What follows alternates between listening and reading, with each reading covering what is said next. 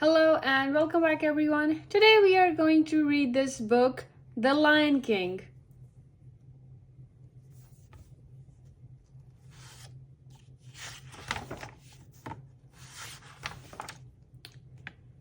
It was a proud day for King Mufasa and Queen Sarabi. Their newborn cub Simba had joined the great circle of life. One day Simba would take his father's place and become the Lion King. Today, the little cub was being presented to the entire animal kingdom. A wise old baboon named Rafiki marked the lion cub's forehead with red dust. Then he held Simba high in the air for all the animals to see.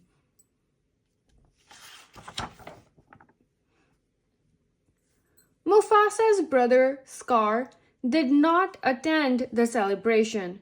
He was angry that Simba was next in line to rule the kingdom.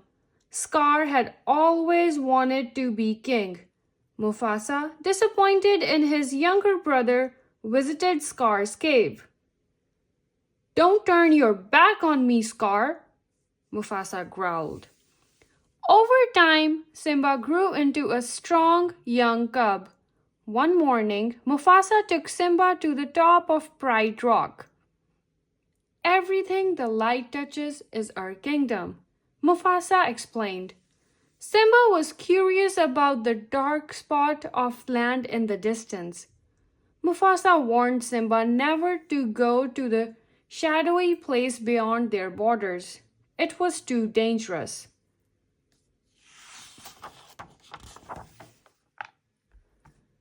Later that day, Simba saw Scar on a rocky ledge. "Uncle Scar!" called Simba proudly. "Someday I'm gonna rule the whole kingdom." "Well, everything except for the shadowy place." "Right," said Scar. "Only the brave lions go there. An elephant grave is no place for a young prince." Scar had set a dangerous trap for the young lion. He knew that Simba would want to prove he was brave. Sure enough, Simba ran off to ask his best friend, Nala, to go explore with him.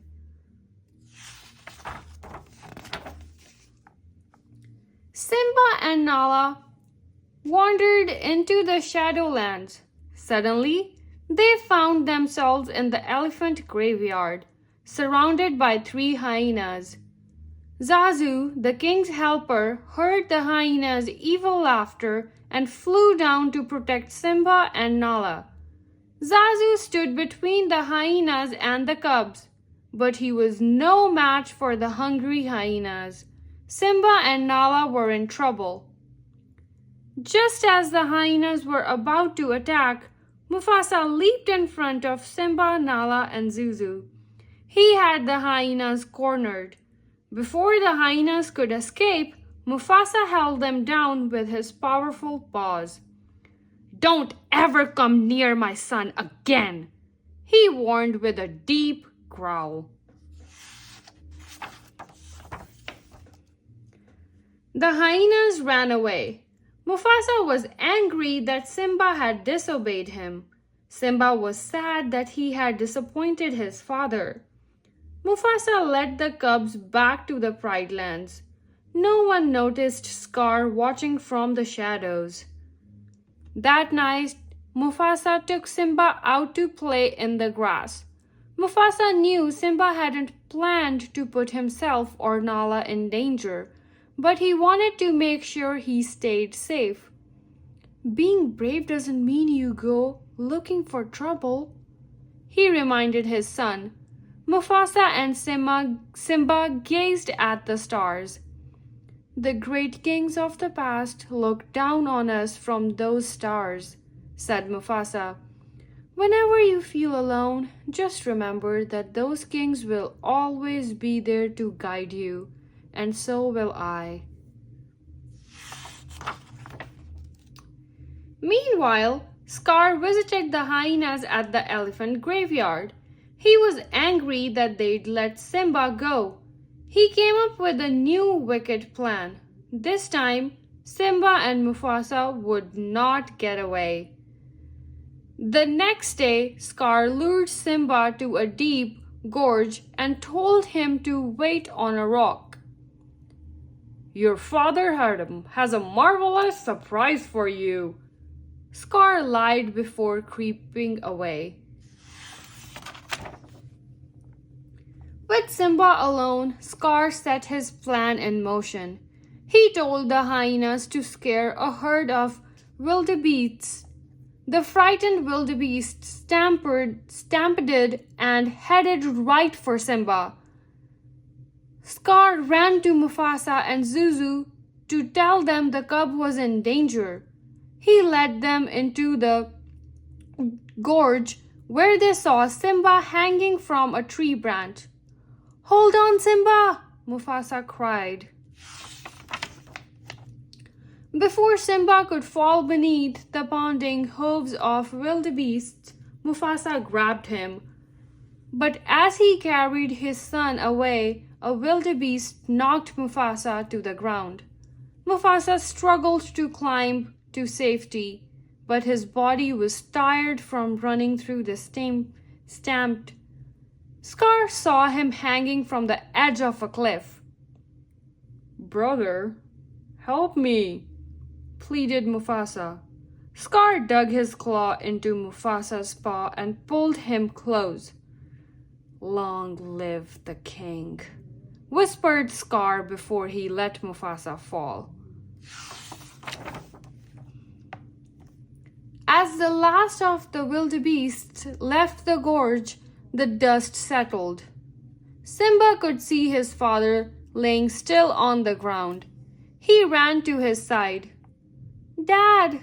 Dad, come on!" Simba cried as he tried to wake Mufasa. "Get up!" Simba prodded the king with his paws over and over. He called his father's name and pulled at his ear, but Mufasa didn't move. Simba curled up beside Mufasa and cried. He stayed there till he heard a voice calling him. "Simba," Scar said coldly. "If it weren't for you, the king would still be alive. Run away, Simba. Never return." Simba ran and ran. Scar ordered the hyenas to get rid of Simba.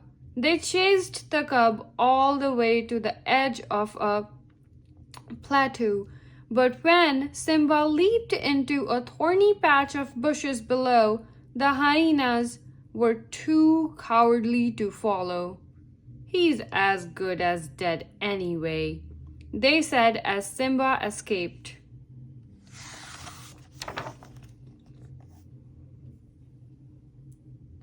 Simba walked for miles under the hot sun until he collapsed. Luckily, Timon, the meerkat, and Pumbaa, the rat hog, found him and carried him to a waterhole. Simba told them that he could not go back to Pride Rock. Timon and Pumbaa took him to their home and even showed him how to eat bugs. "This is a great life," said Timon. "No rules, no responsibilities, and no worries. Hakuna Matata." With the help of his new friends, Simba learned to live life with no worries. He grew into a strong young lion. But one night, as they gazed at the stars, Simba remembered his father's words. "Someone once told me that the great kings of the past are up there, watching over us," he told Timon and Pumbaa sadly. The next day, a lioness chased Pumbaa through the jungle. Simba pounced and the two lions fought until the lioness pinned Simba to the ground. Simba looked into her eyes and recognized. "Nala," he said. "It's me, Simba." Simba? Nala cried. Everyone thought you were dead, but you're alive, and that means you're the king. Nala told Simba that cruel King Scar had ruined the Pride Lands. The animals were starving, and hyenas were everywhere. Simba could claim the throne, but he was afraid to go back. That night, the wise old baboon Rafiki came to see Simba. He led Simba to a small pool where at first Simba saw only his reflection, but then he saw his father's face in the water. You see, Rafiki said, you are Mufasa's boy. He lives in you. At that very moment, Mufasa's image appeared in the clouds.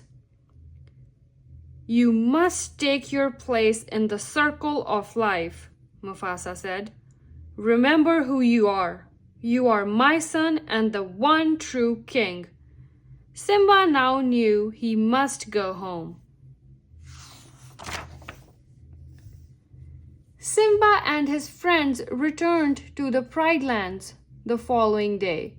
Simba was horrified to see that Scar had let the land go to ruin.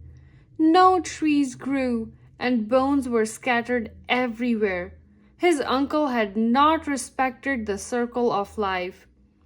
As Simba prepared to face Scar, his friends reminded him that they would always be by his side. We are with you till the end, Timon promised. Meanwhile, Queen Sarabi had gone to speak with Scar. She told him that all the animals must leave Pride Rock. There was no food left, but Scar refused to listen. Suddenly, Scar heard a deep roar. He turned and saw a huge lion. Mufasa? He said fearfully, but you are dead. Mufasa, Sarabi said, confused. Then she recognized the lion as her own son. Simba! Simba commanded Scar to steep down or fight.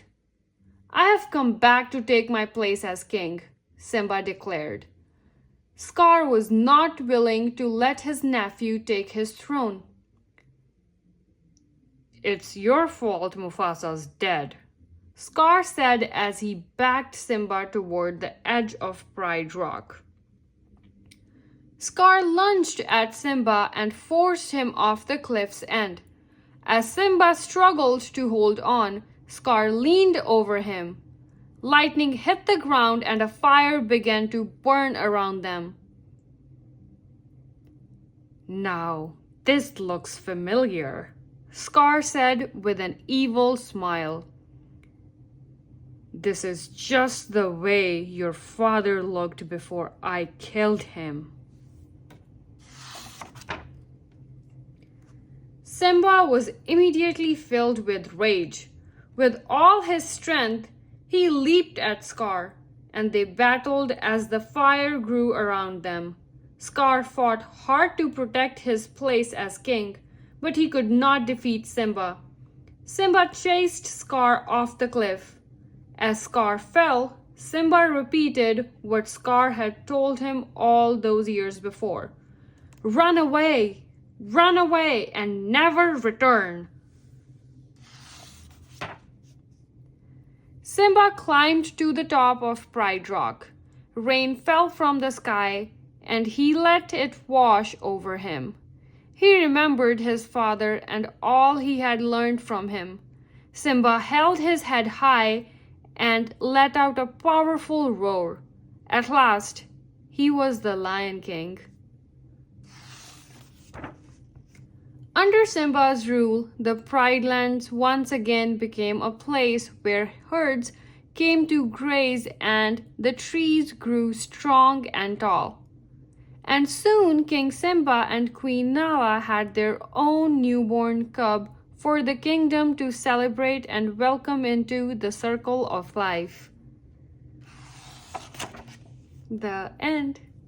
I hope you have enjoyed this story. If you did, please don't forget to leave a like and subscribe.